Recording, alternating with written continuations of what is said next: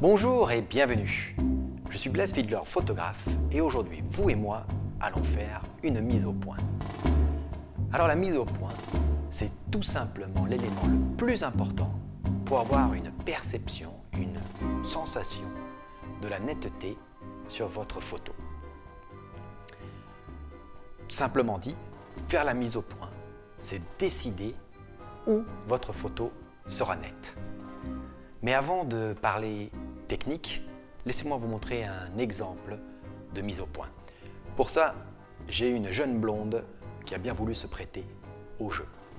Me voici avec mon sujet, une magnifique blonde, et je vais faire la petite expérience de mise au point. Je vais prendre deux photos. Pour ça, je bloque mes réglages. Je suis à 1 centième de seconde f2,8 et je vais prendre la première photo avec une mise au point sur l'œil gauche et la deuxième sur la narine. Donc entre la narine et l'œil, il y a peut-être 1 cm à 1,5 cm de profondeur. J'ai même pas pris le bout du nez là, j'ai vraiment pris la narine.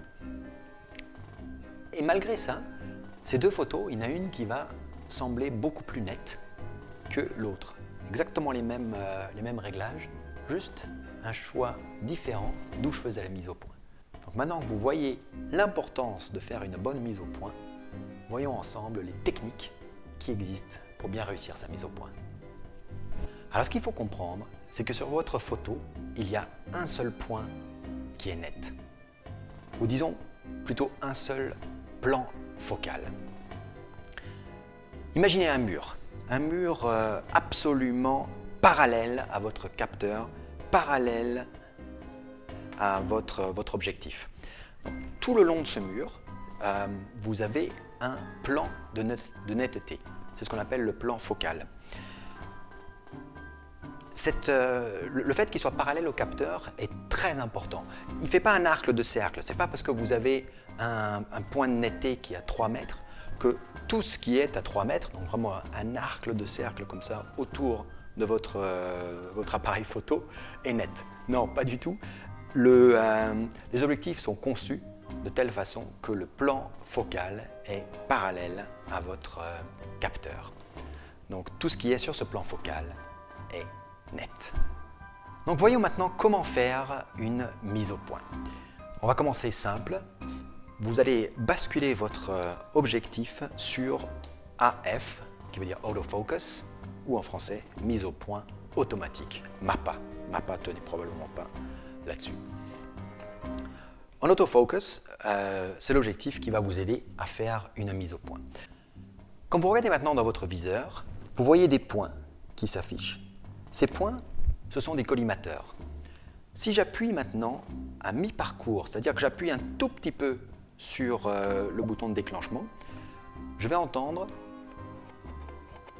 mon objectif chercher la mise au point. Et donc, au bout d'un moment, je vais avoir un des points qui va s'afficher, qui va rester rouge, et là-dessus, je vais avoir une mise au point. Donc, tout ce plan focal sera net. Et là, je vais me répéter, mais c'est très important.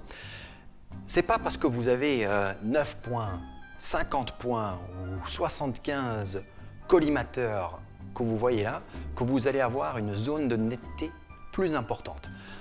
Des gens qui s'imaginent, parce qu'ils achètent un appareil avec 51 points d'autofocus, qu'ils auront une plus grande zone de netteté que quelqu'un qui n'a que 9 points d'autofocus. Ce n'est pas du tout le cas.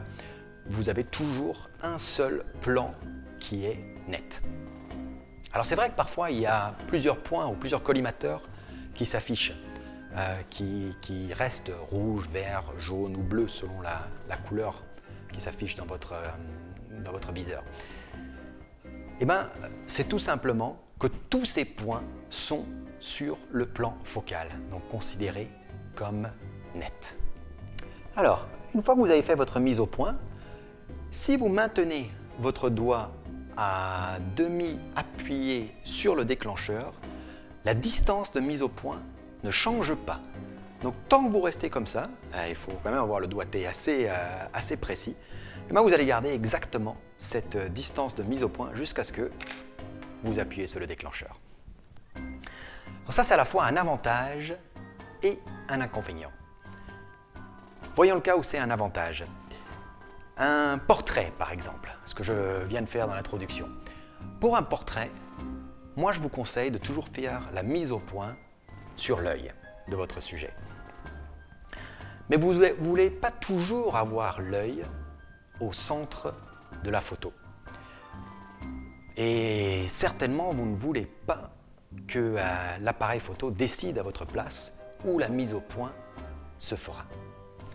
Donc moi, ce que je vous conseille, c'est sur votre appareil photo de régler le déclencheur de mise au point de telle sorte qu'un seul point soit sélectionné et que ce soit vous qui décidiez de ce point-là. Une fois que vous avez fait cette manipulation, elle est différente sur chaque appareil photo, donc ça, je ne peux pas tellement vous aider dans le contexte de ce cours. Une fois que vous avez fait cette manipulation, c'est-à-dire qu'il n'y a plus qu'un seul point à la fois et que c'est vous qui contrôlez ce point-là, eh bien, il suffit maintenant de faire la mise au point sur l'œil. Vous faites la mise au point sur l'œil. Ensuite, vous bougez votre objectif pour faire votre composition et vous déclenchez. Donc ça veut dire mise au point, recadrage, déclenchement. Mise au point, recadrage, déclenchement. MRD, MRD, MRD. En anglais, merge, merge. Mise au point, recadrage, déclenchement. D'accord? Vous connaissez maintenant la technique merge. Alors, est-ce qu'il y a des inconvénients à cette technique merge, mise au point, recomposition et déclenchement? Eh bien oui. Il y en a une, c'est que vous êtes en train de désaxer le plan focal. Donc, je vais vous montrer ça sur un exemple. Je vais vous expliquer pourquoi la technique MRD ne marche pas toujours. Là, c'est un cas où je vais exagérer un peu les dimensions, vous voyez bien ce qui se passe. Ici, je veux photographier un cheval. Donc, je fais la mise au point sur l'œil, mais comme je ne veux pas laisser tout cet espace blanc devant, je vais ensuite, après avoir fait la mise au point, tout en maintenant le bouton de déclencheur, recadrer ma photo pour après arriver à voir tout le cheval. Donc là, mise au point, recadrage, déclenchement.